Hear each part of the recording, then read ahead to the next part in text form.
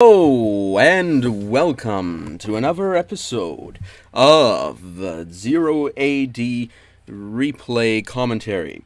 Now today we're looking at the fifth part here of this 4-on-4 game that we've been going through for quite some time now, and we're looking at the very end. Now I had recorded this earlier while I recorded the previous episode just to make it easy on myself so that I wouldn't have to wait through the load time for everything to get back to this time index.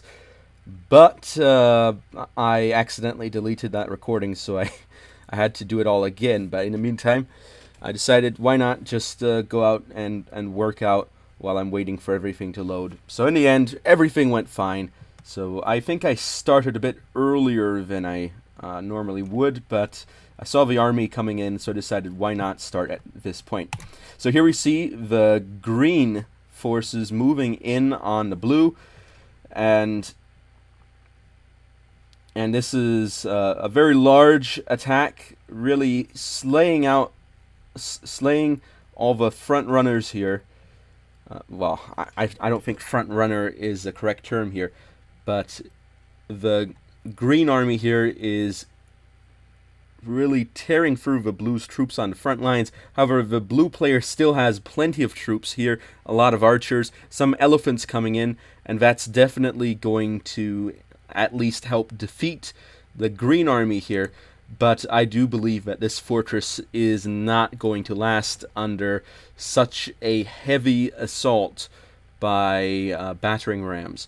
And I think that really definitely weakened the blue player's defense on this side. Meanwhile, here we see the yellow player is marshaling his troops, getting ready for another attack.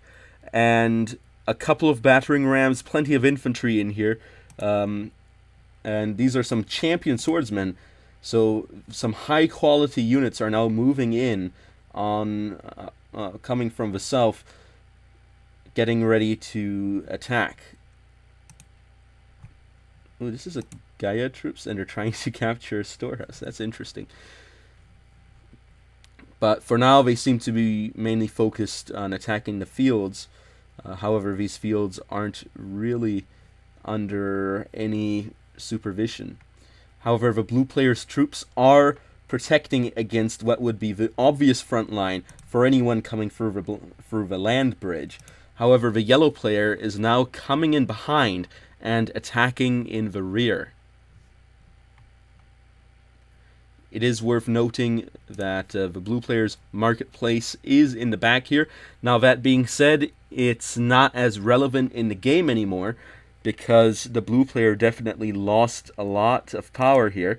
The green player coming in slowly, trickling in troops, which I do not recommend, as it is not an easy way to win by going with the trickle. But the yellow player still is managing to push through, with the blue player not really committing any troops toward the back.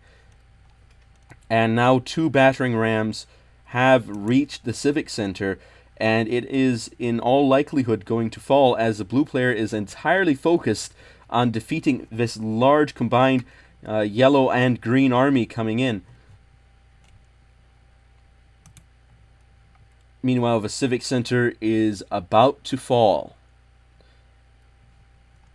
And there you have it. The civic center is down now. Of course, there is another one in the back, but it is severely weakened. The yellow player is now pushing farther in than earlier, really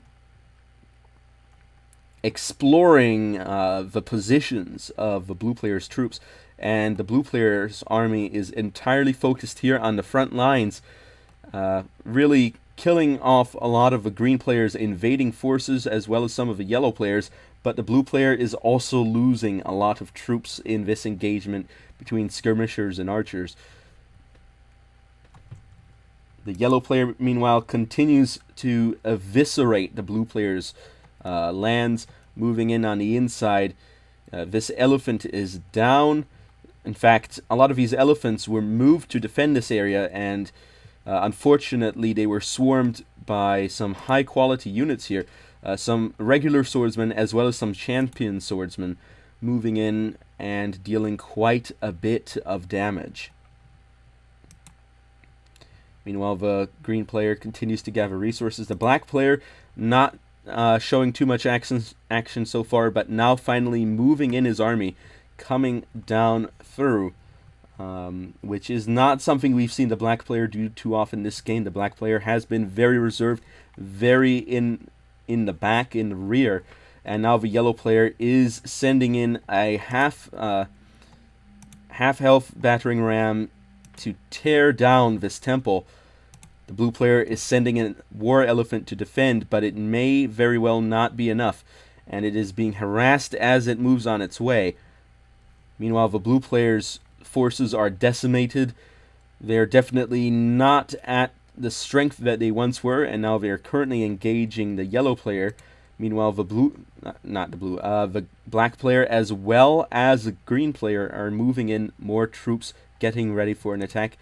The black player building a military colony as a forward base, perhaps to allow for any necessary construction if the blue player puts up that big of a fight.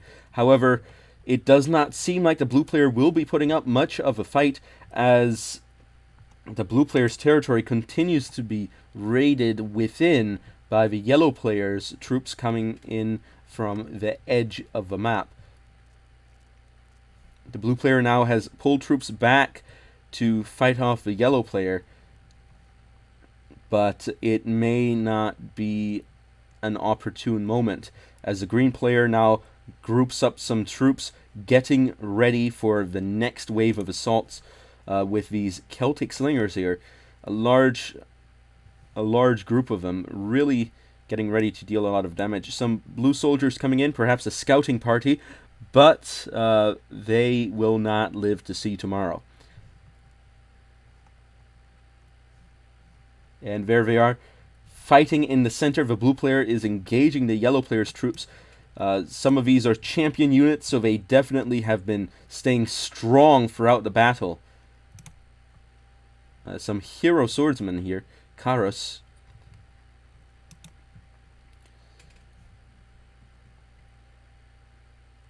So the battle unfolds.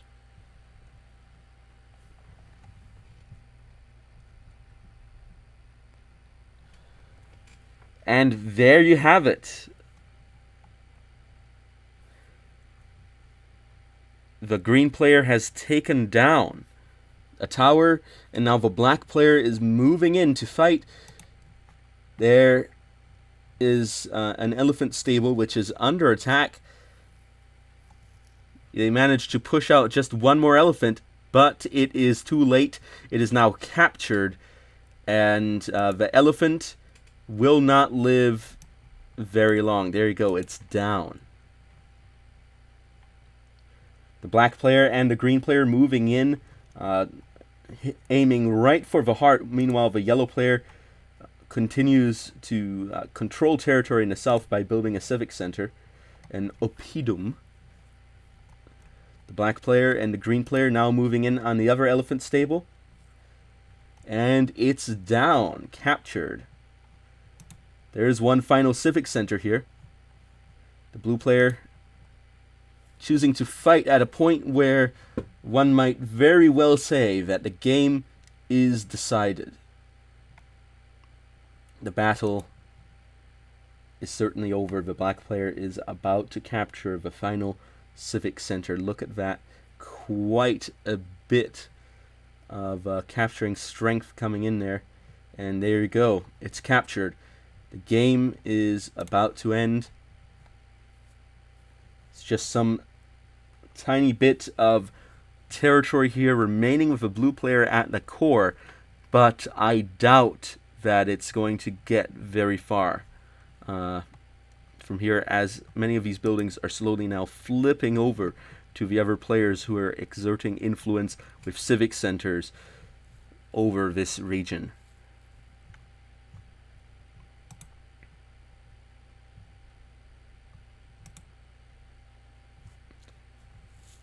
And there you go, the blue player's territory has eroded to almost nothing.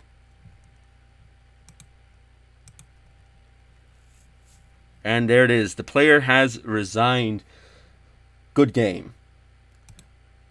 So now let's take a look at the stats at the end. Now there you have it. Economically speaking, of course, as one would expect, the winning team definitely was up. Militarily, the winning team was up, but not by a lot, to be fair here. But overall, the Team 2 was definitely winning here. The purple player was obviously the weak link on Team 1. On Team 2, it was the cyan player, although to be fair, the cyan player did definitely put in a lot more economic work than the purple player. However, the black player also was very low militarily, as the black player chose not to engage a lot of the time. MVP on Team 1, definitely the blue player here. Very high economic score. Well, actually, the orange player was really up in there. But although the blue player was not as aggressive as the orange player, wherever the blue player was on the map, the blue player dominated. And that is something definitely to be worth seeing. So economically, the blue player is on top. Militarily, the orange player, the red player being a bit mediocre here in this game. And Team 2, economically, the green player is on top. Militarily, the yellow player went really good here. Although, to be fair, the green player still did really well. So now let's take a look at some buildings. And here we can see that Team 2 definitely built quite a few buildings, but one reason for that is that Team 1 actually destroyed a lot more buildings. So that definitely led to Team 2 playing what seems to be a defensive game on buildings, which I find very interesting. And look at that, the blue player destroyed 4 civic centers. Meanwhile, the yellow player actually destroyed 5, but constructed 4. The yellow player certainly building a lot of civic center this game, although the black player also was heavily involved in that as well. Now, units-wise, Team 2 definitely had a lot more units. Let's see, there was a heavy infantry focus with the blue player, as well as the orange player, really focusing on infantry. No one really had too heavy a focus on cavalry, now that I think about it. Although there were also quite a few champion units, especially on the blue player, the yellow player, and the green player. And siege equipment was very important in this game. The red player and the orange player definitely pulling out quite a bit of those in their attacks on the opposing team. Meanwhile, the Team 2 did not produce as many, but the green player and the yellow player definitely were heavily involved with that as well. And the naval game, we definitely see the blue player really trying to dominate in the north, although the cyan player originally was dominating the south. The yellow player really made a good shot for it, and the green player was originally working in the north. And there certainly was a lot of trade, especially by the blue player, the orange player, and most of all, the green player. Now, resources-wise, we can see that both teams definitely worked a lot with resources, although some players obviously were weaker economically, so they did not involve themselves as much. But when it comes to tribute sent and received, the more interactive team was certainly Team 1. Look at that, quite a lot more resources were traded between the different team members, although it seems a lot of it went into propping up the orange player. And here we see markets with a purple player getting a really good barter efficiency. That's great to see, and a lot of exchange going on here. And vegetarian ratio, pretty high with everyone. Feminization, pretty low, except for the cyan player. And KD ratio, we definitely see the yellow player actually having a really good KD. Really doing very well. Second of all, the black player. Now, of course, the black player played very defensively, so it is expectable that the black player would have a high KD. And the orange player, although playing extremely offensively throughout the game, also managed to pull out a great KD. And the blue player, playing mostly defensively but sometimes offensively, also had a very nice KD. And however, the purple player as well as the cyan player didn't do that well this game. And here we see charts of the economic scores. The blue player definitely being a front runner for most of the game, but eventually petering out as the game reached its second half.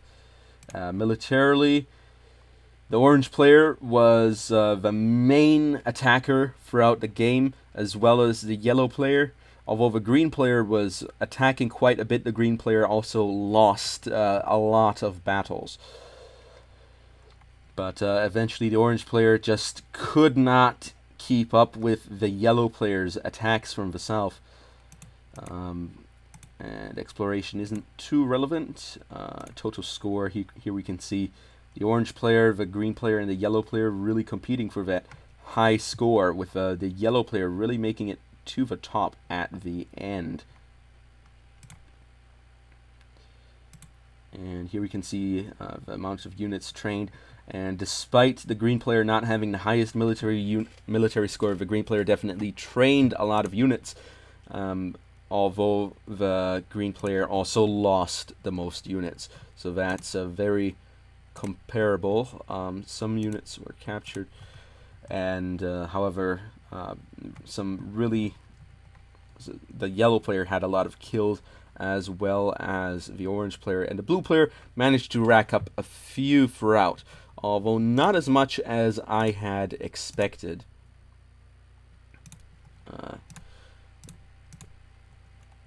Resources, let's see, total resources. So gathering resources, a green player was definitely up on there. The yellow player and the blue player really competing on the middle, but the green player coming out of the early game into the middle game with no one to really compare in the late game. And the orange player was definitely trying to keep up with the black player and the cyan player being sort of steady, with the black player having a slow increase and the cyan player, of course, getting eliminated.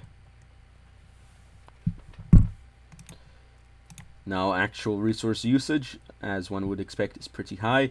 And here we see the orange player is way up higher than the resource gathering. That's, of course, because the orange player received quite a bit of resources, as we can see on this meter. So anyway, thank you all for watching, and I will be seeing you all next time with whatever game we end up having next time. If you have a specific game that you'd like me to play, please hop me a link and I'll check it out. And we'll do some great commentary on that. If you would like to co-commentary with me on a game of Zero AD, I would be happy to do it.